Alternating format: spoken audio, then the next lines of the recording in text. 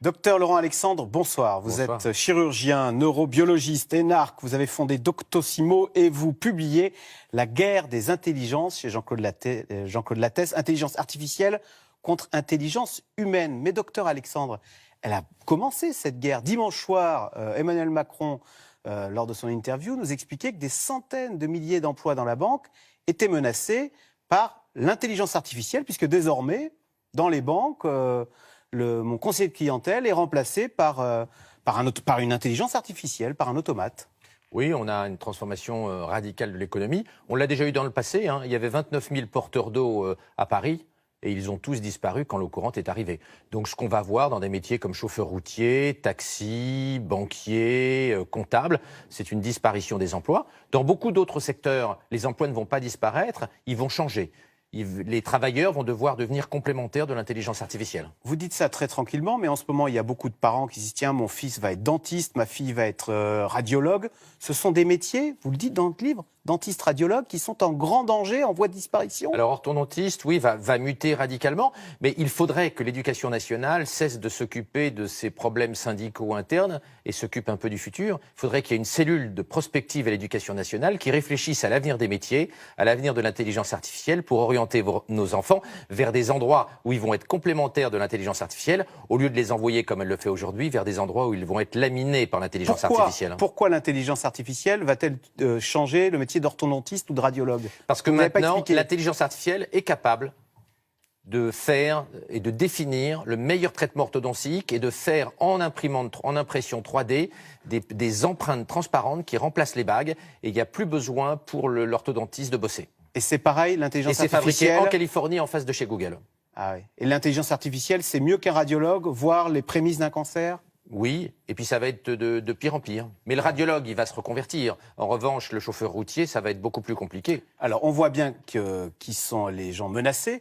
Qui sont les gagnants? Quelles sont les firmes qui se cachent derrière cette intelligence artificielle? Alors, vous avez deux types de gagnants. Il y a les entreprises qui possèdent l'intelligence artificielle. Google, Apple, Facebook, Amazon, les géants américains de la tech. Et puis, il y a des Français là-dedans? Non, aucun Européen. Nous, on est des crapauds. Et puis les BATX, Baidu, Alibaba, Tencent, Xiaomi en Chine.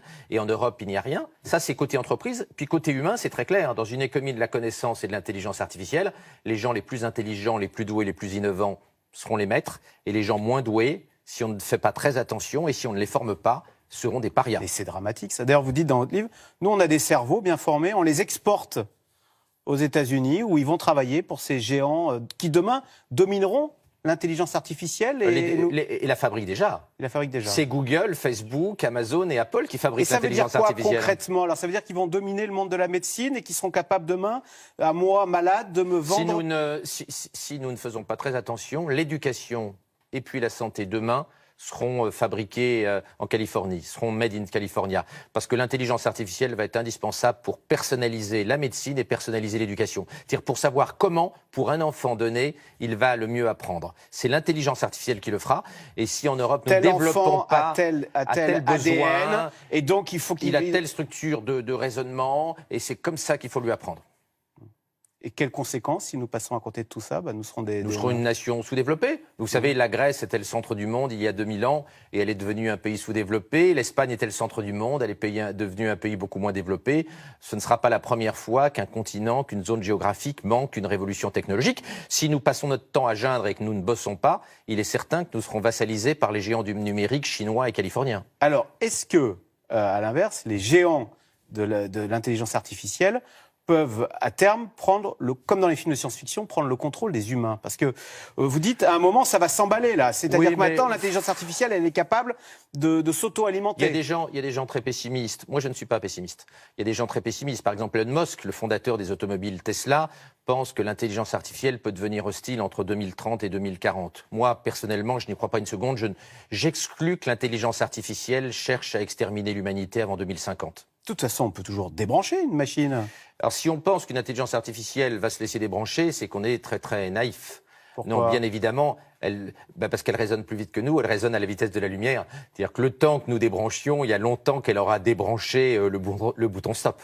Et puis l'intelligence artificielle, elle est elle se loge dans tous les ordinateurs. Bien sûr, elle est présente dans le cloud, partout. comme on dit dans le nuage. Bien sûr, elle est présente, elle serait partout dans le... Mais moi, je ne crois pas à une intelligence artificielle hostile à court terme. En revanche, je pense qu'il y a un vrai problème social et éducatif. C'est-à-dire qu'il faut qu'on forme nos enfants à résister à la révolution de l'intelligence artificielle. Or, aujourd'hui, l'éducation est à côté de la plaque. Alors, c'est-à-dire alors ? Eh bien, il faut cesser de former des gens à des métiers qui vont disparaître. On forme encore des camionneurs, on forme encore des comptables, on forme des tas de gamins à des métiers qui ne tiendront pas face à l'intelligence artificielle. Il faut remettre des humanités, l'esprit multidisciplinaire, l'esprit critique. C'est ça qui va permettre aux enfants de se défendre face à l'intelligence artificielle. Pas du tout d'être technicien. Sur tous les métiers techniques, l'intelligence artificielle va faire 1000 fois, 1 million, 1 milliard de fois mieux que nos enfants. Il faut développer l'esprit critique, faire lire nos enfants, leur apprendre la philo, l'histoire. L'esprit critique est fondamental. Et si j'avais un seul conseil à donner aux parents, c'est faites lire 3 livres par semaine à vos enfants. C'est la meilleure protection contre l'intelligence artificielle. Mais c'est très contre-intuitif, ça. On se dit, le 21e siècle est numérique, est digital, alors il faut aller dans ces métiers-là, il faut apprendre à coder, etc. Et vous nous dites pas du tout. Il faut faire de la philo, il faut apprendre Il faut connaître la science et avoir une culture scientifique et technologique, et bien connaître le numérique, bien sûr. Mais tout le monde l'aura, ça. Ce qui est important, c'est d'avoir un esprit critique. Et l'esprit critique, il s'acquiert par les humanités, il s'acquiert par la lecture. C'est pour ça qu'il est fondamental de faire lire nos gamins. Alors, vous dites, ce livre s'appelle « Intelligence artificielle contre intelligence humaine ». Donc l'intelligence humaine va chercher à entrer en compétition avec l'intelligence artificielle. À se défendre. Et vous dites, à se défendre, voilà. Et alors vous dites, dans les années à venir, on va chercher à améliorer, c'est un tabou que vous levez, on va chercher à améliorer notre QI. C'est, dites-vous, la dernière grande source d'inégalité aujourd'hui. Nous avons des QI très différents et on s'en accommode fort bien. Les inégalités économiques entre nous sont directement liées aux inégalités intellectuelles. C'est un tabou, mais les gens les plus intelligents gagnent plus que les gens les moins intelligents. Les gens les plus innovants gagnent plus que les gens les moins innovants. C'est une terrible réalité. Et à l'ère de l'intelligence artificielle, ça va être encore pire. Nous risquons d'être dans une situation où nous n'avons plus du tout besoin des gens pas très doués. C'est la raison pour laquelle il est urgent de réformer l'éducation et la formation. Nous ne pouvons pas abandonner des hordes de gens moins doués, moins innovants. Il faut les aider à monter et à trouver une place dans le monde de l'intelligence artificielle. Et à l'heure où partout dans le monde, les parents veulent le meilleur pour leur enfant. Est-ce qu'on peut imaginer que des problèmes d'éthique se posent rapidement, que dans certains pays, on se dise, allez, on va manipuler le génome pour faire en sorte que demain, que mon enfant ait le plus de chance dans la vie de réussir. Les problèmes éthiques, politiques et philosophiques immenses sont devant nous. Il y a 2 technologies qui posent problème. La première, c'est la sélection des embryons. On sait qu'en Chine, 50% des parents souhaiteraient augmenter le quotient intellectuel de leurs enfants pour les rendre plus compétitifs face à l'intelligence artificielle. Vous imaginez si on rentre dans un scénario comme dans le film Bienvenue à Gattaca où tout le monde cherche à améliorer l'ADN de ses bébés?